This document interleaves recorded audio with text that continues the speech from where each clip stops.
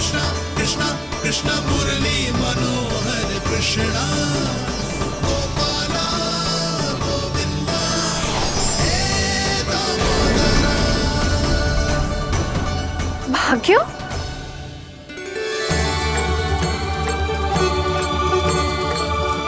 कान्हा, एक तो चोरी की और ऊपर से मूर्ख बना के भाग को। ये ठीक ना है, मुझे यशोदा जीजी को बताना ही होगा, और वो भी इसके घर पहुंचने से पहले।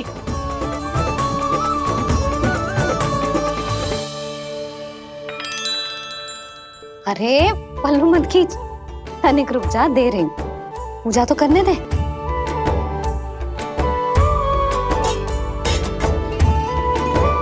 ले, अब जितना मन करे उतना प्रसाद खा।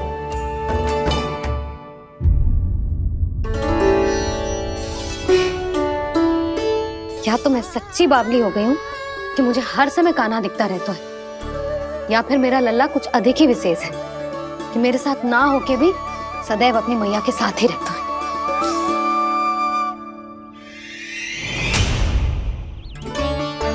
आज तो कैसे प्राण बचे, नारायण ही जानते हैं। मैं तो पाऊ को सिर पर लेके ऐसे सरपट भागो कि पूरे गोकुल में बड़ बोले, इस समय तो बड़ी बड़ी मत हाको। पर असली लाभ तो वानर महाराज ने उठाया है। पूरी की पूरी मटकी अकेले लेके निकल लिए। ये हमारी प्रतीक्षा कर रहा था ताकि हम माखन बांट सके। हमारे साथ ना दाऊ, उनके साथ।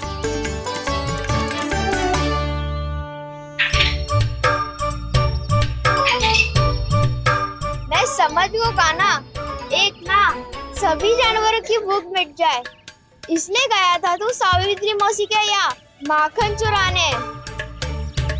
इससे पहले कि वो हमारे यहाँ पहुँच जाए, हमें घर पहुँचना होगा दाऊ, चाहे कछु हो जाए, पर देरी ना होनी चाहिए। इससे पहले के बहुत समय बीत जाए, हमें ये समझना होगा कि लोभ आदमी की बुद्धि को भ्रष्ट कर दे, तो हमारे सोचने समझने की क्षमता को नष्ट कर दे। तो बहुत समय पहले की बात, एक साधु था, वो सुनसान घने जंगल में रहकर साधना करता था। ब्रह्म ज्ञान को प्राप्त करने ही वाला था कि अचानक से एक दिन उसे एक सुनहरी बिल्ली दिखाई थी। उसने उसे देखो तो सोचो कि ये तो बहुत सुंदर है, इसे तो मेरे पास रहना चाहिए, और उसने उस बिल्ली को अपने पास रख लिया। फिर उसने सोचो कि इसे तो दूध की आवश्यकता होगी और उसके लिए गाय की, तो उसने एक गाय भी रख ली। अब गाय को चारे की आवश्यकता होगी और चारे के लिए भूमि की। नारायण की कृपा से भूमि का प्रबंध भी हो गयो। अब भूमि को जोतनो है, चारा उगानो है, चारा काटनो है, और उसे गाय को खिलानो है। गाय को खिला के उसे दूध निकालनो है, और दूध निकाल के बिल्ली को पिलानो है। कार्य बढ़ गो। अब उसे लगो कि सहायता के लिए 2 जोड़ी हाथ और होने चाहिए, तो उसने विवाह भी कर लियो। कुछ समय बीतो और संतान हो गई, और उसे एक बड़े घर की आवश्यकता अनुभव हुई। इसी प्रकार धीरे धीरे लोभ ने उसे अपनी छाया में ले लिया, और वो नारायण की साधना कर ब्रह्म ज्ञान को पाने के अपने परम लक्ष्य को भूल गो। फिर अनेक वर्ष बीतने के पश्चात उसकी अपने गुरु से भेंट हुई। पहले तो उन्होंने उसे पहचाना नहीं, और पहचानो तो उनने कही कि एक बार, बस एक बार अपने कर्तव्य से भटका था तू, और देख कैसे देखते ही देखते लोभ के जंजाल में गहरे ही गहरे धंसता चला गया। सोचो, कहीं उस व्यापारी को धन के लोभ में अपना वचन देकर आप सब भी जे ही भूल तो ना करने जा रहे।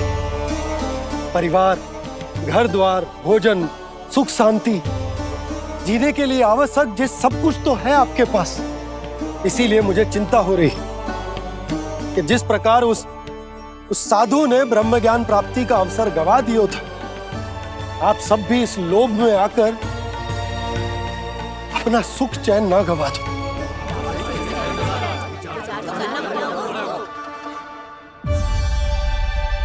लग तो है बात सबको समझ आ रही है।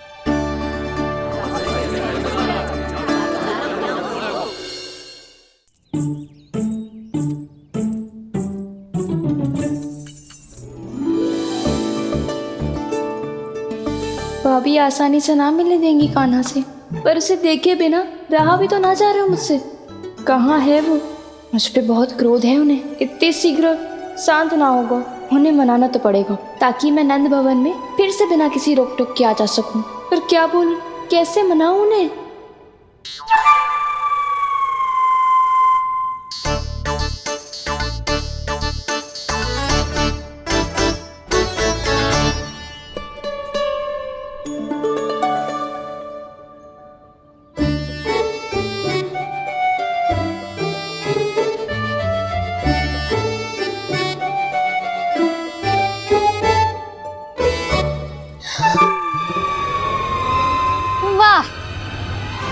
जिसने मेरे लल्ला पर चोरी का आरोप लगायो, वो ही आज मेरे घर में चोरी चोरी प्रवेश कर रही है। नाना भाभी, ऐसी कोई बात ना है। मैं तो बस ये देखने आई थी कि जसोदा भाभी का क्रोध शांत हुआ कि ना? सुन ले जानकी, मेरा क्रोध उसी दिन शांत होगा जिस दिन तू सारी गोपियों के सामने मेरे कान्हा पर लगाया आरोप वापस लेगी। चोरी करेगा तो आरोप ही लगेगा ना जीजी। फिर से आरोप? सावित्री, तू भी? कल तक मुझे ये थोड़ी पता था जीजी कि आपका कान्हा सच्ची में माखन चोरी में पारंगत है। आशा करता हूं कि आप सभी को नंदराज का विचार और संदेश सही से समझ आ गो होगो।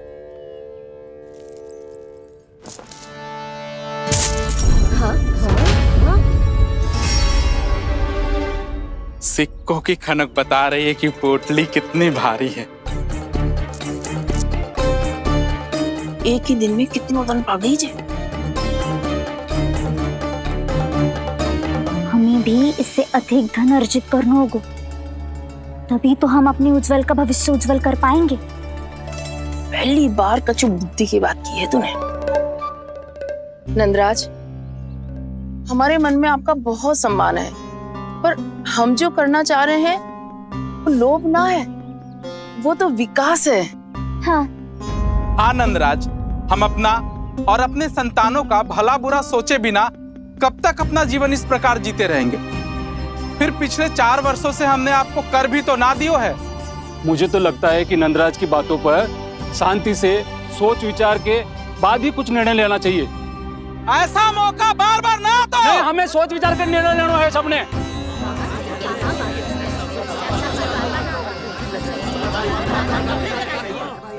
चोरी में पारंगत?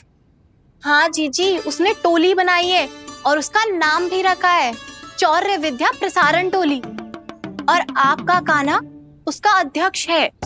अच्छा, तो कान्हा पूरी टोली लेकर आया था चोरी करने तेरे घर? और नहीं तो क्या।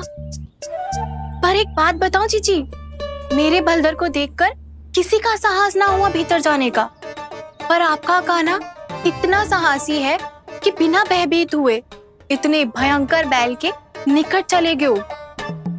सच्ची? और तेरे रक्षक बैल ने कुछ ना किया उसे? है ना अचरज की बात।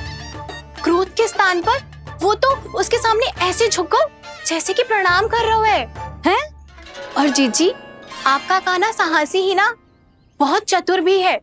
मैंने मटकियां बहुत ऊपर लटकाई थी, पर बताओ कि बिना चौकी के मटकी को नीचे उतारने का उपाय किसने ढूंढा? किसने? आपके चतुर कान्हा ने।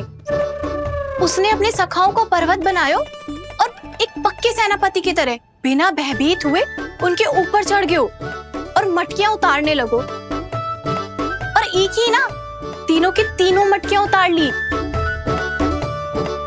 तीनों? हाँ जीजी, और वो इतना दयालु है कि पहले एक मटकी का माखन सब में बांट दियो और फिर बची हुई 2 मटकियों में से एक मटकी अपने सखाओं को दे दी और फिर दूसरी मटकी एक भूखे वानर को दे दी।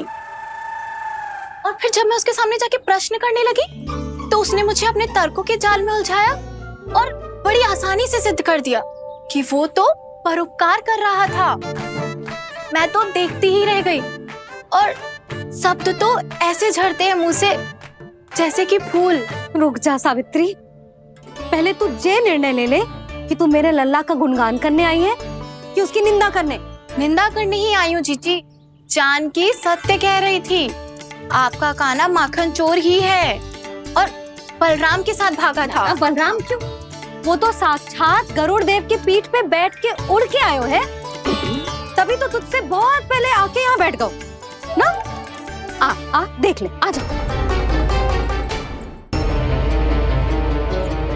देखो कैसे बैठ के सब पहरा दे रहे हैं कि कोई पंछी अनाज ना चुगले, और तुम दोनों व्यर्थ में इन सब पर दोष लगा रही हो। कान्हा के निकट जाने का प्रयास भी मत ही करना। पहले मेरे लल्ला पर आरोप लगाती हो, फिर उससे मिलना भी चाहती हो।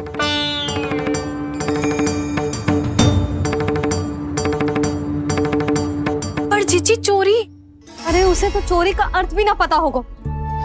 तुम दोनों को नारायण का भय भी ना है क्या? हाँ, मेरे लल्ला पर आरोप लगाने से पहले तुम दोनों को लज्जा ना आई? हे नारायण, अब आप ही बताओ मैं क्या करूं। लग तो है किसी की घोर दृष्टि लगी है कि बार बार मेरे लल्ला पर आरोप लगते हैं। किसी की क्या, तुम दोनों की दृष्टि लगी है। या तो तुम दोनों मनगढ़ंत कथाओं को सत्य बताना छोड़ दो, या फिर कृपा करके मेरे घर आना बंद कर दो।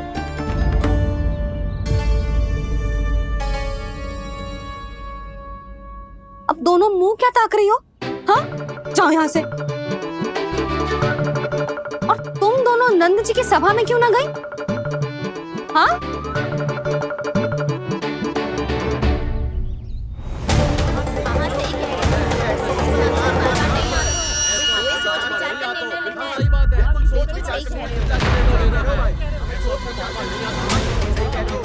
जी कौन? पहले तो कभी ना देखो इसे।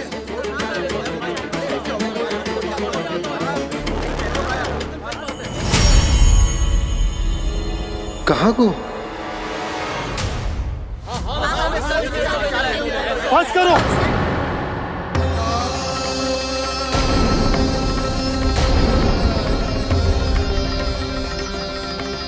मेरी आंखों के सामने मैं गोकुल में इस तरह फूट पड़ते ना देख सकता। राजा हूं मैं, परंतु आज तक मैंने कोई भी निर्णय आप सब पर ना थोपो और ना ही आज थोपूंगा। मुझे पता है आप सबके पास कल सूर्यास्त तक को समय, इसीलिए मेरी विनती है कि आप घर जाकर रात्रि को इस बात पर पुनः विचार अवश्य कीजिएगा। सोचिएगा कि कोई भी व्यापारी अविश्वसनीय रूप से सस्ता क्रय विक्रय क्यों करेगा जब तक कि उसका कोई छुपा हुआ लाभ ना हो। हमें सोचना होगा कि कहीं हम उसके बिछाए जाल में फंस तो ना रहे।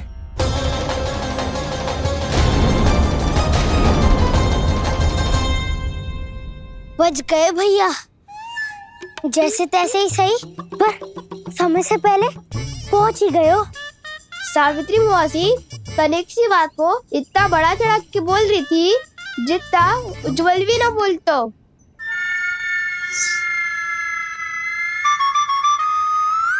वैसे आनंद तो बहुत आयो, सच्ची। हाँ, बेहतर लगा तो माखन भी तो मिल रहा और परोपकार भी होगा। बता कान्हा, और किसके घर जाना है अब? आज ही तो हमें शिक्षा मिली है, इतनी शीघ्र भूल गए तुम सब। लोग के चक्कर में पड़ोगे तो फंसोगे। लोग के चक्कर में पड़ोगे तो फंसोगे।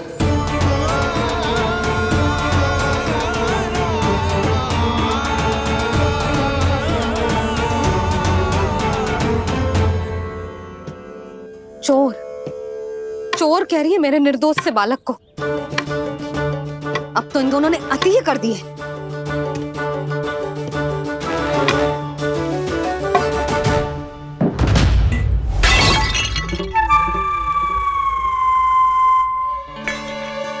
से भी अभी फूटना था। वैसे ही मैं इतनी चिंतित हूँ। कैसे समझाऊं इन गांव वालों को?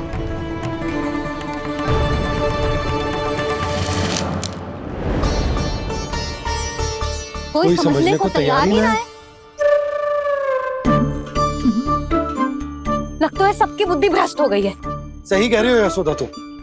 मुझे तो लगता है कि सोचना समझना ही छोड़ दिया सबने। अनेकों तर्क देके समझा दियो, सिद्ध कर दियो, पर इनकी मोटी बुद्धि में कछु आतो ही ना है। यशोदा तुम तो तर्क की कह रही हो, मैंने तो उदाहरण देकर समझाने को प्रयास किया, पर अपनी बुद्धि के आगे कछु ना समझ में आ रहा इन गांव वालों को। क्या सारे के सारे गांव वाले मेरे लल्ला पर आरोप लगा रहे हैं? जी क्या कह रही हो तुम? मैं तो गांव वालों की बात कर रहा हूं जो नारायण के नाम पर वचन देकर उस अपरिचित व्यापारी को अपने दूध, दही, घी, माखन सब देने को तैयार है। लो कर लो बात। मैं गोपियों की बात कर रही हूँ जो लल्ला पर माखन चोरी का आरोप लगा रही हूँ। और आज तो सावित्री ने भी लल्ला को माखन चोर कह के पुकारो है।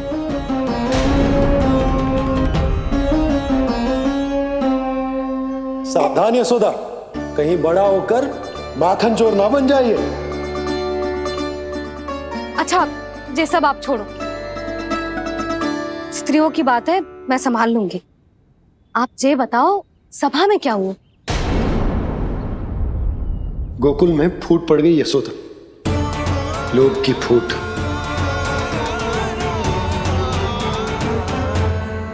अरे रुको रुको रुको, व्यापारी जी रुकिए रुकिए। नंदराज ने प्रयास तो बहुत किया था व्यापारी जी, पर कुछ व्यक्तियों को छोड़ करके किसी के कान पे जूं तक नहीं रेंगी। इसका अर्थ फूट पड़ चुकी है लोभ की वजह से। बहुत ही शुभ समाचार लाए हो गुप्तचर। अब शीघ्र ही दिखेगा लोभ का चमत्कार।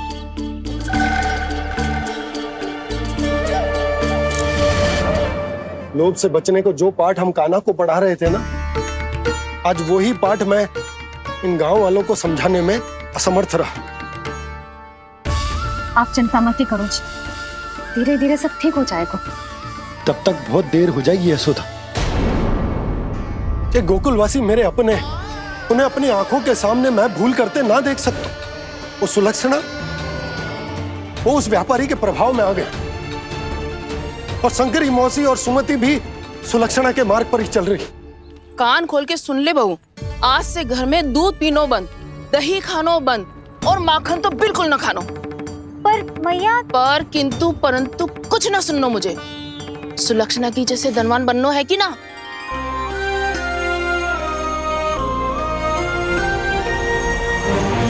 तो फिर जैसा मैं कहती हूँ वैसा कर, तभी तो अधिक से अधिक दूध, दही, माखन बेचकर अधिक से अधिक धन अर्जित कर पाएंगे हम।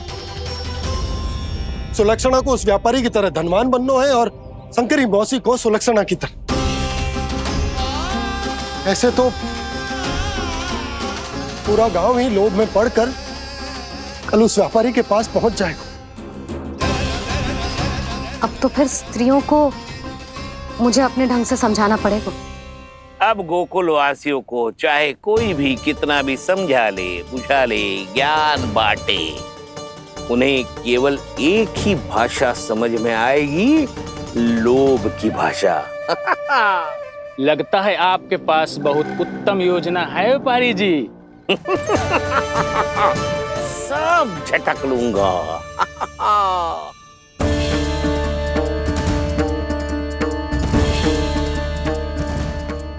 आपको क्या लगता है प्रभु, मैया के समझाने से गोपियाँ समझेंगी?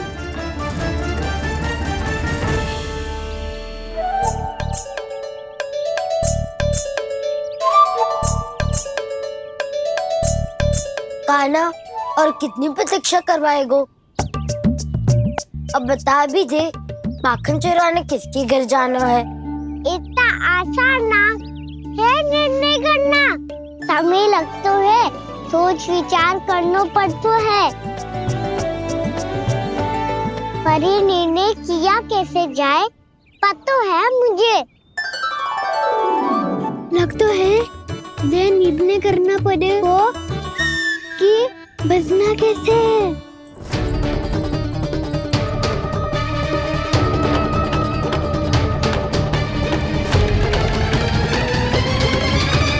सावित्री मौसी ने हमारे चौरे विद्या प्रसारण के बारे में सबको बता दियो क्या?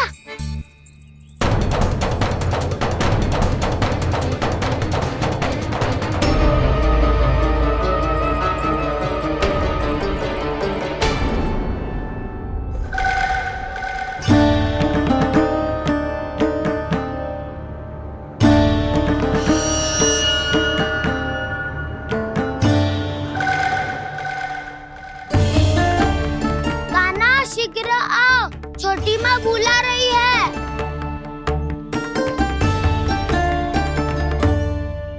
अब डांट भी पड़ेगी और कुटाई भी होगी। चौरी विद्या प्रसारण कल ही आरंभ हुआ था और आज ही समाप्त हो जाएगा। सब इतने गंभीर क्यों है आज? गंभीर तो होंगे ही ना दाऊ, क्योंकि मैया आज अच्छा वाला पाठ पढ़ाने वाली है।